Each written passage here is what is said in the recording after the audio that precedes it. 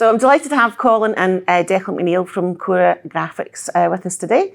Boys, welcome. Thanks for having us. How are you doing? Yeah, good. Thanks. So we first met just over a year ago through a kind of mutual connection, didn't we? Yeah, about a year ago, yeah. Yeah. And so bring to life for us your business and what it is you do.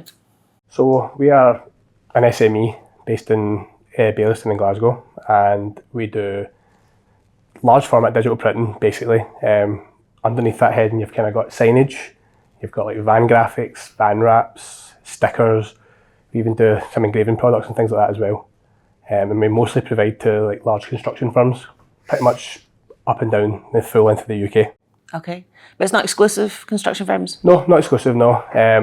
We do stuff for like electrician firms as well. We also do jewellers and things like that, high street retailers, and we also do things for like a man with a van as well. Sometimes they want just like a banner to advertise their business, or they want their van sign written. And what kind of things would you do for jewellers? For jewellers, we do things like the backboards that you have behind the actual products themselves. So you might see the ring sitting there, and then you might have like the thing behind it saying the actual brand of watch or ring. Yeah. So we do that. That's always a good one. They always provide you with good photographs, which helps. Yeah, that's good. So how did you get into this business then? We actually both worked in the same company. Declan worked there for about 5 years and I worked there for 5. No, sorry. Declan worked there for about 10 years and I worked there for 5. The guy that was running the business took some time out during COVID, and me and Declan were sort of in charge, and we realised we could probably do this ourselves and do it better. So we just took the leap. And was it a bold move of doing it? Was there any wobbles at the start? Major wobbles. Obviously it coincided with COVID. Yeah. It didn't coincide with COVID. We were in the middle of COVID when we took the plunge, and then when we got in, we realised that we couldn't furlough or anything like that because we were too new. We were too new to get the government bounce back loan. We were literally just hemorrhaging money, wondering when the phone was going to ring. But we kept plugging away, kept knocking on doors, basically, metaphorically just phoning and emailing, and eventually we managed to drum up some business and get our name out there. Yeah, and how long was that period at the start where it was really, really tough? Oh, the first year was impossible, wasn't it? I would say it's only in the last year we've really started to pick up properly. It's been a struggle since the start. Second year was okay though. Yeah, first year was okay. Absolutely outrageously bad. And how many years in are you? 4. But into our 4th year we've done 3. Right, okay. So I've had one great year, one mid-year, and then one terrible year at the beginning. October. And so did you have premises from the get-go, from the start? Yeah, first thing we did. First thing we did after registering the name on company's house was go after the kind of premises that we wanted. We're starting to outgrow it, believe it or not, even though when we got it, it seemed massive. Yeah. So that's something that we're going to have a conversation about in the next probably the next year or so, to work out whether we're going to leave or try and extend the one we've got, because there's plenty of space to build. And what's the bulk of the work you do then? Would you say it's for the construction companies? What kind of things do you provide for them? It's health and safety signage. General health and safety products as well. Like some people want, believe it or not, like eye wash kits offers and things like that, and we can sometimes incorporate them into the signage. So you might have a sign that's got like saying to wear your PPE and all that, but it might also have a defib on it, or an eye wash kit, or a first aid kit, like actually attached to the sign, and that's something people quite like as well. So we provide all these things that just keep sites generally safe. Yeah, okay. And so what do you like about being in business then on your own? Not having to answer to anyone. It's probably one of the main Except things. each other really, isn't it? And who's the boss then? Oh, it's 50-50, but I have to be calm. We actually very rarely argue, to be fair. Yeah. Right. I think we're on the same page with most things, which helps. Very, very rarely. And you are brothers, so that's... Yeah. So we're meant to fight, but but we actually don't, Seem to be mostly on the same page with pretty much everything we do, and if we don't, then it's always solved amicably. You know, there's never really... It's never anything too serious. Nah. Yeah. Anyway. That's good. I know. And so do you take a specific role each in the business? Tell us how it works. We actually don't. No. I think if we did that, we would find ourselves bored by doing the same thing every day. So we try and pick up each other's slack when we need to, or if we feel like one person's been doing something too much, you might go like, you go and do this and I'll take over, give you a break on it. So it seems to work well because we both know how to use everything and do everything. Yeah. So I think that helps that we're trained on all the machines and we both have a similar style of work. So it seems to work pretty well. And is there something specifically you prefer doing in the business? What's your favourite thing to do? I actually quite like manufacturing and stuff. I like being in the factory, making stuff. You quite like designing stuff as well, obviously. I do a little bit of the designing as well. He does more designing than me. He's better at it. I would say being in the factory is preferable to me being in the office, but I need to do both. But you're quite hot in the numbers, aren't you? You seem to be the one that... Yeah, no, he's good at that. Yeah. I'm always looking at the numbers, to be fair. And was that always the case? I've always kind of looked at them. When we swapped to zero, I got a lot better. Yeah. Okay, tell us about that change. Because we were using Sage before. It was just really difficult to use, outdated. It was actually yourself that told us to switch, have a look at zero, and we did. And because we have an app on our phone, it's so easy to just go on and... Sage was always breaking, wasn't it? It's also linked to the bank account. You know the numbers in the bank. Before we were just kind of just shooting blind. Hoping there was money there. Hoping there was money Yeah, there. pretty much. Yeah. So what difference has that made, having them focus on the numbers? Having a look at them every day helps you see your targets, see which money's in the bank. You can decide whether you can buy something new or not, which always, whereas before we were just going, we'll buy it anyway, and we'll go into the minus, and we'll just have to deal with it. Now we can make smarter kind of buying decisions based on having the numbers clearer in front of us. It lets you chase your targets better. That's one thing we've improved on as well, is hitting targets by being able to see how close you are. And then once you're close to it, you can give it a final push. Yeah. I mean, we're fully on track to hit our yearly target right now by the end of October. Okay. The start of October. And did you have targets before? Did you operate that way before? Not before you. I mean, we had the target as in, we knew what we had to break even each month, and we thought if we get that, then we're fine. Yeah, because at least we're not, because we started so badly, that felt like a positive. Yeah. Being able just to have to break even every month. So we had a target in that sense. Like we knew how much we had to actually make to stay alive. But now we've got actual impressive targets that we like to try and hit, which leaves us money in the bank, lets us actually take money from the business as dividends and stuff like that. And it's made life a lot better. It's made the working life a lot better. And yeah, so until we didn't have any targets really. Because you were a bit scunnered the other month when we spoke, weren't you? Because what had happened with it? So we had such a good, it was April? Yeah. So we had such a good April.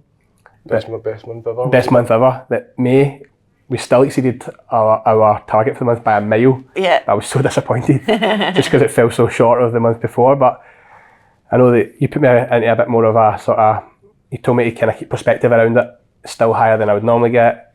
And just to take the good with the bad and a little bit. And also, it was still, when you look at compared to the years before, we still came on leaps and bounds, hadn't we? Yeah, absolutely. Definitely. What have your biggest learnings been then since being in business on your own? It's not as easy as we thought. Yeah. As Colin was saying, we thought we could do it better when we've seen other people operate.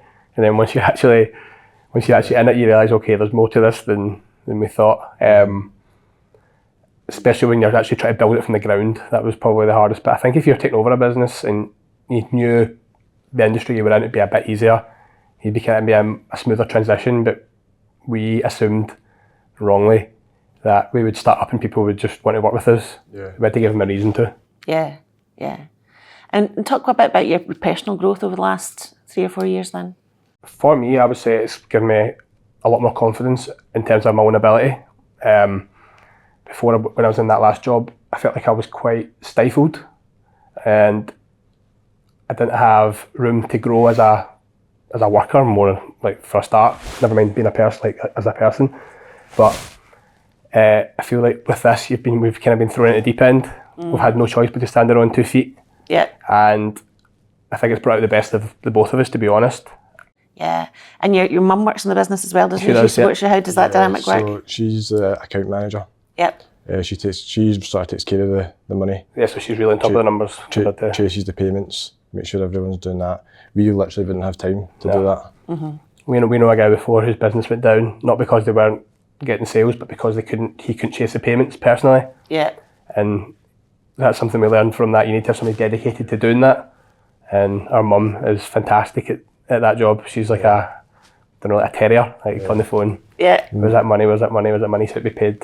We like it because you can't trust anyone when your mum to look after the money. Trust anyone when your mum. I like that. I hope my kids say that about me. Yeah, they will. So we're happy with that. Tell us about the plans for the future then. Given that you've seen growth over the last year, that's been your best year, hasn't it? Yeah. What kind of growth have you seen? 40% year on year. On turnover? I think it's 43% on turnover. 43% on turnover and 800% or something on profit. So, Okay. I mean, you can't say further than that, can you? Yeah. So you've moved the dial massively. Well We done. have, and we've also taken on an apprentice. Right, so great. we've actually got growth in that sense as well. We're actually growing as a workforce. Yeah. We plan on obviously extending that again next year, maybe taking another one on, because if the work continues to come in like it is, and then obviously we spoke about the actual outgrowing the factory potentially, so we might need growth in that sense as well. We might need to actually look at putting a mezzanine in or potentially moving premises, who knows. Yeah. And you did a lot, just touching on the profit then before we start talking about the future, you did a lot of work on profit and actually making sure you were pricing jobs correctly, didn't you? Yeah. Talk us through that process. We basically stripped back the pricing system and looked at all the margins, looked at exactly what it did cost us to make stuff, accounting for even the rent costs, the electricity costs, building everything into it. And then we just really made sure our margins were enough. And we actually got an estimating program created as well. Yeah. So that accounts for everything Colin's saying there. It's actually just an Excel spreadsheet essentially, with all the products listed and then boxes beside them in different price bands, and you can just put in the size of the sign that you're wanting, for instance, metre by metre, and it brings up 3 different prices. Someone wants 1 or something, we charge the high price. If they want 500 or something, we charge the low price per unit. And it's So it's like an automated system. an automated system, so it makes life a lot easier than having to price it manually. Yeah. And as Colin said, it takes in every little minute detail of the day-to-day running of the business. Yeah. And since we've reviewed that, we're definitely making more profit. Yeah, we do think, probably many businesses do this. When we started out, we were going a little bit too cheap to try and get business in, because we didn't want to scare people off, and we also thought, how can we get business from people who have been operating forever? They're probably charging this price. Why would they switch to us without us maybe going a bit lower? But once we've got our foot in the door, we feel like we can now start to charge a fairer price for the products that we provide. It's not only that, because you offer a really good customer service, customer experience, don't you? We do, yeah. We do follow-ups and stuff like that with people and make sure that they're happy with the stuff that they've ordered. And we seem to get repeat business, so it's got to be a good thing, isn't it? Has to be, yeah.